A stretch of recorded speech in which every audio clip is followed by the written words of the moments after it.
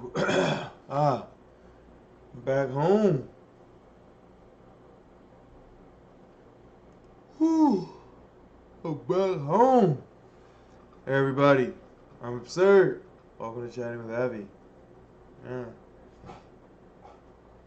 Had a great weekend. Met a lot of old faces. Erin is extremely excited to see me. She missed me for a few days. I missed her too. No, I'm a little baby. Ah, how have you been, world? Whew. Man, gotta see so many people, have a lot of conversations. A recurring theme that I noticed during the course of this weekend in conversations is a lot of people are seem to be looking for a hero. They're drowning. They're waiting for someone to swoop in, rescue them.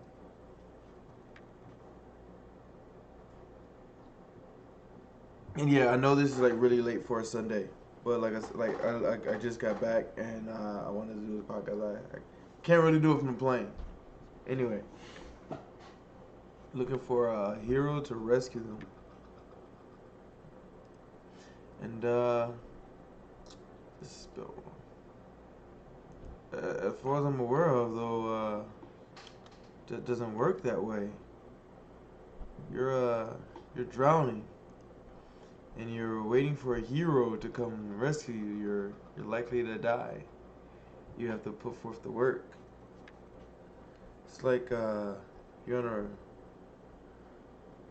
on a little tube and it's bonded together with a lot. So now you have 9, and you realize this entire raft is headed toward the rocks and the trees.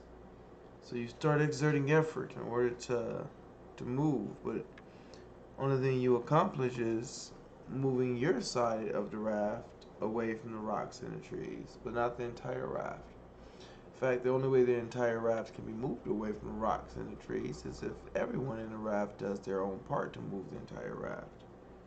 But if you do your part, you move yourself away from the rocks and the trees. You can only save yourself. You can't save other people, and other people can't save you. What are you eating? It's a problem for another time.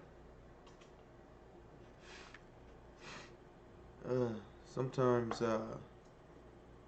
people are taught to wait for the hero. They're taught to be reliant on authority. Hey, listen, authority's gonna come by and make decisions for you. Authority's gonna rescue you out of this situation. But relying on authority is it's a bad idea. It's a good way to get yourself fucked over. I've seen this meme said if they have to, you know what? Let me see if I can just find it. 'Cause, I seen it in the middle of me being like super busy, so I didn't necessarily get the full information.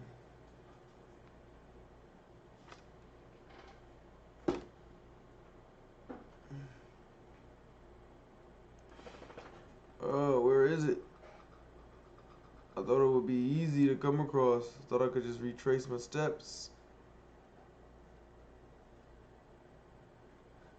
Ah, if you have to be persuaded and reminded and pressured and lied to and incentivized and coerced and bullied and socially shamed and guilt-tripped and threatened and punished and criminalized, if all of this is considered necessary to gain your compliance, you can be absolutely certain that what is being promoted is not in your best interest. These are the things and behaviors that authority entails. Authority entails persuasion, reminders, and pressure, lies, incentives, coercion and bullying, shame and guilt and threats and punishment and criminalization. Authority attempts to cause massive amounts of damage to your social character.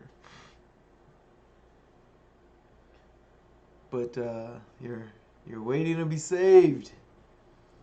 Waiting for this authority figure to come in and rescue you out the pits of despair.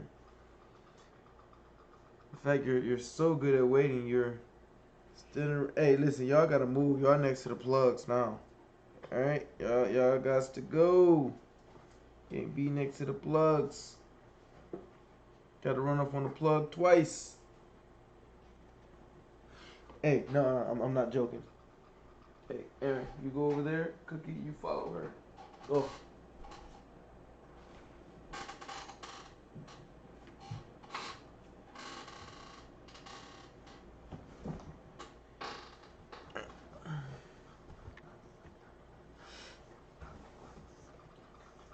It's like being inside of a burning building.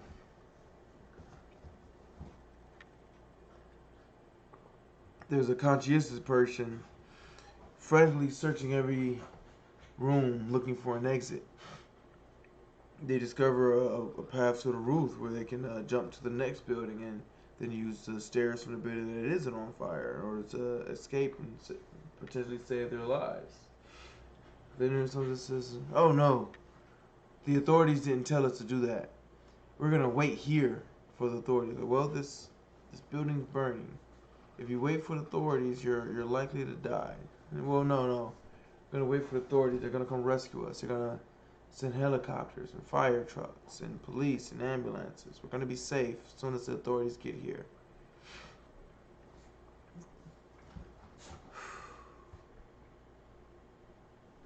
It's like they intentionally pass up opportunities that require work and effort. Of course, you have to jump across the building. You may have to look for materials that are still gathered to, make a bridge so that those who aren't capable of jumping can hopefully make it across safely. Someone may have to test that bridge for sturdiness and put themselves at risk. All of these increase your ability to survive greater than standing in the middle of the fire waiting for someone to come to save you. You stand in the fire, you can die from burns, from smoke inhalation, heat exhaustion, I don't know the terms of it. Just know it's a fire. You can die from structural damage and structural collapse of the foundation you're on. Even that roof isn't completely safe because, once the fire engulfs the building, if you're on the roof, you're going to die. You can't always wait for authority to save you. It's talked to a lot of people about their idea of Jesus. So Jesus is gonna appear and appear in the clouds, wipe away all of our sins, and take us to heaven.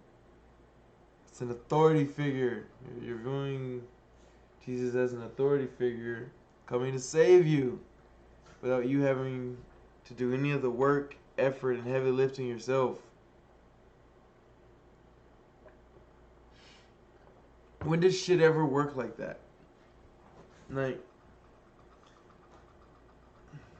when you're looking at life and history, and when has shit ever worked like that? Am I discounting the possibility that can happen? No, it can happen. Sure. While I'm omitting that it can happen, I'm also omitting when the fuck has it ever worked like that? Like, ugh. It's like, wanted to be rich.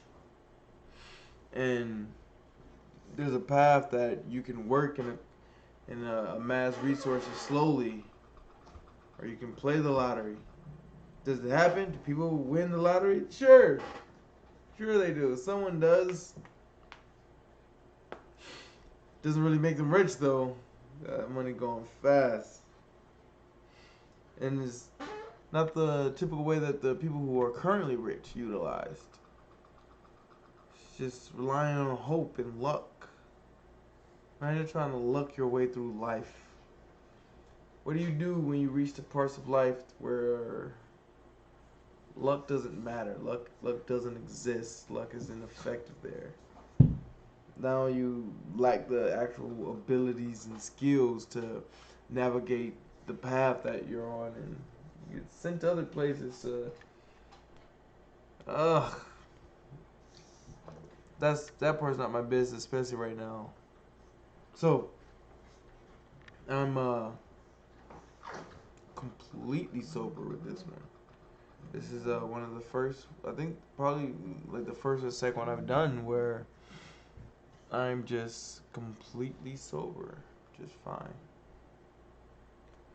And this is really interesting trying to navigate these thought paths without without my training wheels. This is just me, just raw thought. Um, like the last one, this one's gonna be short because I just got home. I'm still tired. I'm not as exhausted as I was freaking Friday night at midnight. Oh my goodness. But I am tired. Uh, gonna get into some things. Probably gonna play with Erin some more. I haven't seen her in a couple days. Uh, hey, I want to talk to you. Join the conversation. Find me on Facebook. My name is Absird Charles. Follow me on Instagram. Maybe SIRD1. Hey, be chill, people. Hey, I went to a club Saturday, and my homie met me up there. And I was able to cut loose, just dancing up a storm, vibing with the music blending in. It was fucking phenomenal. Matt, man, thank you. I appreciate that night. So, hung out with my brother today. We had brunch and everything. I'm 6'2". My brother, my little brother is 6'4". And he had a friend with him who was also 6'4". So we were laughing and joking. We were sitting down, and as we stood up, these ladies at the other table, saw us in our full height. And my brother making a joke like, "Man, did you see the lady reaction?" It's like, "Man, all of these guys are tall, even the short one." It was hilarious. You know what it's like being 6'2" and being the shortest person in the room? Oh man, it was dope though. I had a lot of fun. All right, y'all. Abby.